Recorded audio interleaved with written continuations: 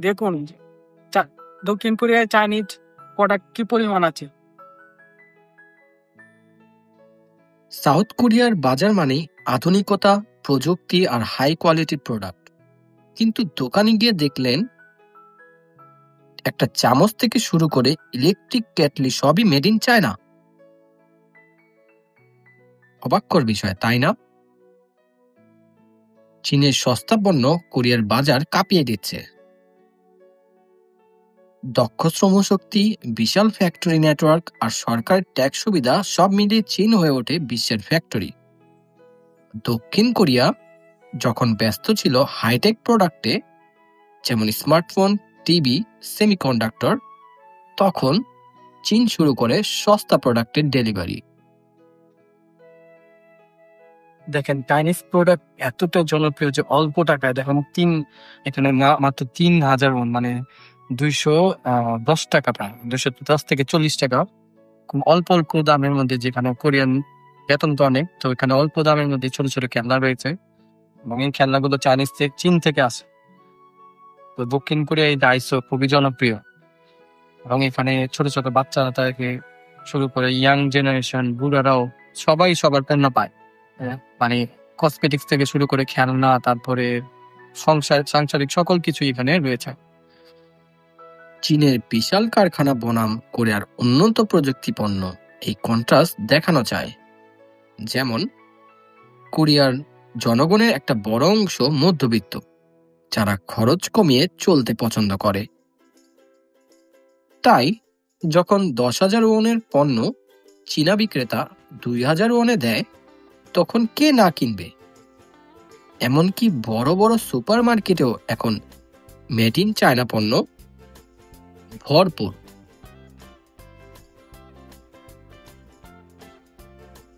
একজন কোরিয়ান মা বলছেন, আমার ছেলের খেলনা থেকে শুরু করে জামার বোতাম পর্যন্ত সবই চায়না।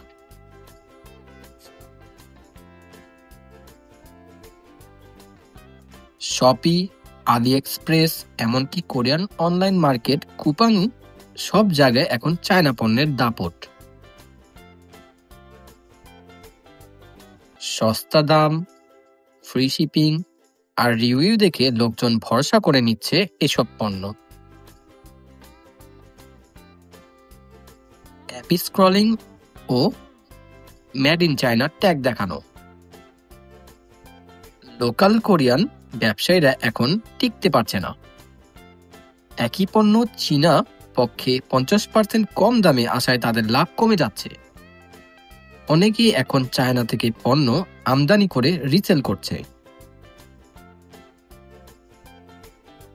চীনের এই বাজার দখল কি ভালো না খারাপ?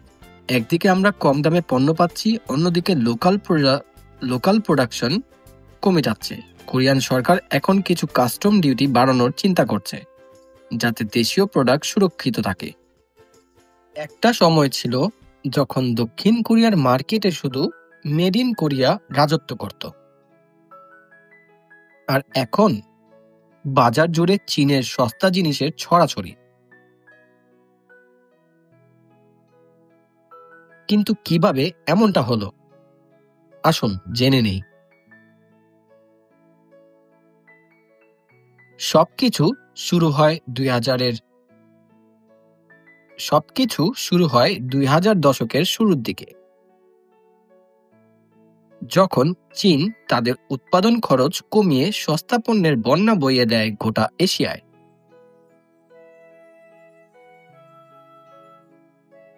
আর দক্ষিণ কোরিয়ার ব্যবসায়ীরাও বুঝে যায় লোকেরা কম দামে জিনিস কিনতে চায়।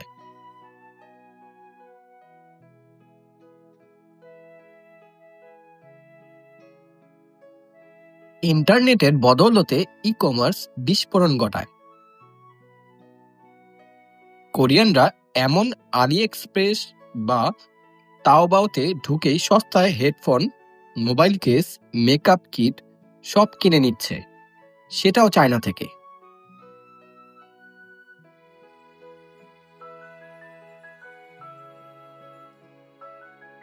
স্থানীয় কোরিয়ান ছোট ব্যবসায়ীরা বলছেন, চায়না প্রোডাক্টের সাথে প্রতিযোগিতা অসম্ভব।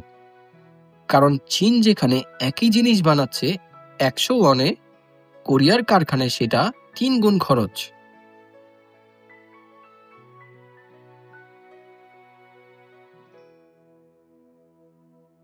দক্ষিণ কোরিয়া সরকার এখন চায়না ডিপেন্ডেন্সি কমাতে চায়।